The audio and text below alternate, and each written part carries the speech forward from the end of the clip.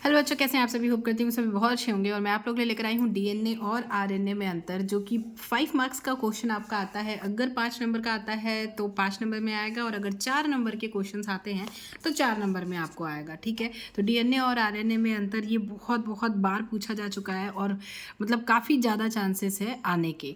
तो चलिए शुरू करते हैं। डीएनए और आरएनए में अंतर बहुत ही आसान है, और इसमें आपको मैं कुछ 5-6-7 बता दूंगी अंतर। उसमें से 5 आपको याद रखने हैं, क्योंकि मैक्सिमम 5 आपको लिखना ही लिखना है। मतलब अगर 5 नंबर का आता है तो 5 तो अंतर आपको लिखने ही लिखने हैं। ठीक है, तो चलो बिना देरी के शुरू करते हैं। डीएनए डीएनए यह प्रायः सभी जीवों में पाया जाता है। आप सभी को पता है जो डीएनए होता है वो हर किसी में पाया जाता है, क्योंकि बिना जीन्स के कोई भी व्यक्ति नहीं बन सकता। ऑब्वियसली सबके डीएनए कहाँ कहाँ से आइसोलेट किया जाता है, जैसा मैंने पहली वीडियो में आपको बताया था पहले की।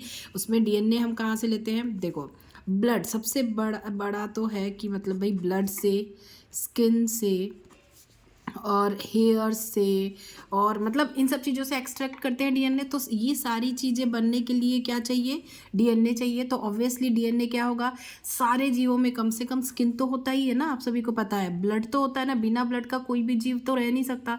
तो ऑब्वियसली अगर किसी में ब्लड है तो उसमें क्या है, डीएनए है। तो आपको ये समझना चाहिए कि डीएनए जो होता है किस में पाया जाता है। डीएनए हमारा, ये डीएनए अब मैं आपको याद करवा देती हूँ, ये है आरएनए। ठीक है, तो डीएनए जो है वो क्या होता है, इसका फर्स्ट पॉइंट कि यह सभी जीवों में पाया जाता है। ठीक है, किस में पाया जाता है, सभी जीवों में पाया जाता है। हो गया। आरएनए किस में पाया जाता है, आरएनए सिर्फ कुछ वायरसों में पाया जाता है। आई थिंक, हाँ देखो, यह कुछ वायरस में पाया जाता है। किसी किसी वायरस में आरएनए पाया जाता है। किस में पाया जाता है, कुछ वायरसों में पाया जाता है। ठीक है, डीएनए क्या, सभी जीवों में, आरएनए कुछ वायरसों में पाया जाता है। ठीक है, फिर इसमें डीऑक्सीराइबोस शर्करा पाई जाती है। तो वो तो नाम से समझ में आ रहा है, डीऑक्सीराइबोस। डीएनए में क्या होता है हमारा, डीऑक्सीराइबोस शर्करा पाई जाती है। ठीक है, कौन सी शर्करा, डीऑक्सीराइबोस शर्करा पाई जाती है। और आरएनए में कौन सी पाई जाती है, आरएनए, आर से समझ में आ रहा है, राइबोस शर्करा। ठीक है, आरएनए में क्या पाई जाती है, राइबोस शर्करा पाई जाती है। ठीक है, ये दूसरा पॉइंट हो गया हमारा। अभी तक अलग से अपने कुछ नहीं किया, नाम से ही निकाला है। डीएनए सभी जीवों में पाया जाता है, सभी को पता है। आरएनए कुछ वायरसों में पाया जाता है। डीएनए क्या होता है, डीएनए में डीऑक्सीराइबोस शर्करा होती है, और आरएनए में राइबोस शर्करा पाई जाती है। फिर डीएनए यह मुख्य रूप से केंद्रक में पाया जाता है। डीएनए किस में पाया जाता है, यह मुख्य रूप से केंद्रक में पाया जाता है। ठीक है, किस में पाया जाता है, केंद्रक में पाया जाता है। जो सेल्स होती है ना, मान लो ये कोई भी सेल है, इसका जो ये केंद्रक है, ये कह रहा है कि इस केंद्रक में डीएनए पाया जाता है। ठीक है, केंद्रक में डीएनए पाया जाता है मुख्य रूप से। ठीक है, यह केंद्रक तथा कोशिका द्रव्य दोनों में पाया जाता है। आरएनए क्या होता है, आरएनए केंद्रक में भी पाया जाता है, और कोशिका द्रव्य में भी पाया जाता है। नेक्स्ट हमारा कौन सा हो जाएगा, यह प्रमुख आनुवांशिक पदार्थ है। डीएनए क्या है, प्रमुख आनुवांशिक पदार्थ है। सभी को पता है कि डीएनए जो है वो क्या होता है, आनुवांशिक होता है। एक पीढ़ी से दूसरी पीढ़ी में स्थानांतरित होता है एज इट इज़, क्योंकि भाई तभी तो हम मतलब जैसे किसी बच्चे से उसके पिता का पता कैसे लगाएंगे, क्योंकि वो आनुवांशिक है। तो क्या होता है, यह प्रमुख आनुवांशिक पदार्थ है। ठीक है, डीएनए क्या है, प्रमुख आनुवांशिक पदार्थ है। और आरएनए क्या है, कुछ विषाणुओं का आनुवांशिक पदार्थ है, क्योंकि ये कुछ वायरसों में ही पाया जाता है। तो ये कुछ वायरसों के लिए ही, इसमें भी लिख देंगे कि हम यहाँ कुछ विषाणुओं के लिए आनुवांशिक पदार्थ है। ठीक है, हमने कौन कौन सा देख लिया अंतर। डीएनए क्या होता है, सभी जीवों में पाया जाता है। आरएनए क्या होता है, कुछ वायरसों में पाया जाता है। डीएनए क्या होता है, डीऑक्सीराइबोस शर्करा होती है, इसमें राइबोस शर्करा होती है।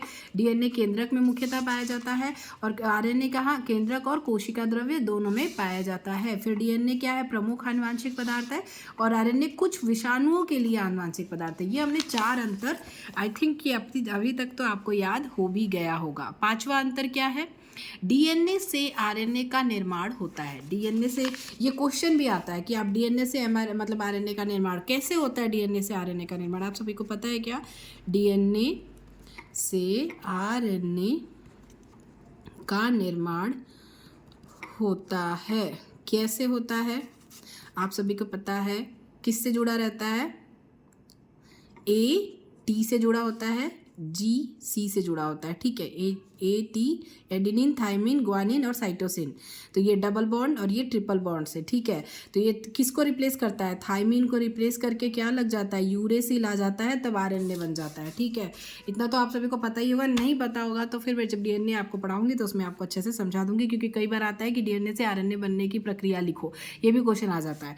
तो डीएनए से आरएनए का निर्माण होता है। अभी तो फिलहाल आपको ये सब नहीं याद रखना है, अभी सिर्फ यही याद रखना है कि डीएनए से आरएनए का निर्माण होता है। ये हमारा 5वां अंतर है। कुछ विषाणुओं में ही आरएनए से डीएनए का निर्माण होता है, और इसमें कुछ ही विषाणु ऐसे हैं जिसमें डीएनए से जिसमें आरएनए से डीएनए का निर्माण होता है। जो इसमें सारी प्रक्रिया क्या होती है आरएनए वाले में, याद रखना कि कुछ वायरसों में पाया जाता है ये, फिर कुछ विषाणुओं में आनुवंशिक पर कुछ ही इसमें कुछ लगेगा। ठीक है, कुछ विषाणुओं में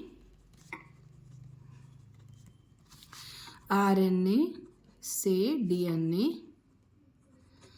का निर्माण होता है।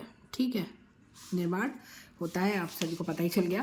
तो ये मेन हमारे 5 अंतर हो गए। ठीक है, अब मैं आपको दो और अंतर बता देती हूँ, ताकि आपको हो सकता है अगर एक ना याद आए तो दूसरा याद आ जाए। इसमें थाइमिन क्षार उपस्थित होता है, इसमें यूरेसिल। जैसा मैंने अभी आपको बताया कि थाइमिन को हटा के जब यूरेसिल लगा दिया जाता है तो वो आरएनए बन जाता है। ठीक है, तो इसमें थाइमिन क्षार उपस्थित होता है और इसमें यूरेसिल क्षार उपस्थित होता है। फिर इसकी संरचना द्विकुंडलित होती है। डीएनए की संरचना आप सभी को पता है द्विकुंडलित होती है, और इसकी संरचना एकल कुंडलित होती है। आरएनए की, डीएनए की संरचना कैसी होती है? द्विकुंडलित होती है। आरएनए की संरचना कैसी होती है? एकल कुंडलित होती है। तो ये डीएनए और आरएनए में डिफरेंस हो गया, मतलब अंतर हो गया। तो मुझे ऐसा लगता है कि मैंने काफ़ी अच्छे से आपको बताया है। अगर याद नहीं हुआ होगा तो एक बार और वीडियो देख लेना, तो पक्का याद हो जाएगा, एग्ज़ाम में आप भूलोगे नहीं। तो वीडियो अगर अच्छी लगी होगी, मेरा समझाना समझ में आया होगा, पसंद आई होगी, तो प्लीज़ वीडियो को लाइक कीजिएगा, क्योंकि वीडियो को लाइक करते हैं तो मुझे समझ में आता है कि हाँ आपको अच्छे से समझ में आ गया। कोई भी और दूसरा टॉपिक चाहिए जो आपको समझना हो तो आप मुझे कमेंट कर सकते हैं, मैं ट्राई करूँगी कि मैं आपकी हेल्प कर सकूँ। तो वीडियो अच्छी लगी हो, समझ में आई हो, तो वीडियो को लाइक कीजिए, दोस्तों के साथ ज़्यादा से ज़्यादा शेयर कीजिए। और चैनल पर अगर नए हैं, पहली बार वीडियो देख रहे हैं, तो आपको मतलब आपके बायोलॉजी से रिलेटेड काफ़ी सारी वीडियोस मेरे चैनल पे मिल जाएंगी। और अगर आपको कुछ टॉपिक ऐसा होगा जो मतलब समझना होगा, जो नहीं समझ में आता होगा, शायद चाहे वो 3 नंबर हो, 4 नंबर या 5 नंबर में आता हो, तो आप मुझे कमेंट कर दीजिएगा, मैं वो टॉपिक आपको समझा दूँगी, क्योंकि एग्ज़ाम पॉइंट ऑफ व्यू से आपके लिए इंपॉर्टेंट होगा। तो चलिए फिर से मैं मिलूंगी आपसे अपनी अगली एक इम्पॉर्टेंट नई वीडियो में। तब तक के लिए bye bye, take care and all the best for exam. पढ़ाई करते रहिए।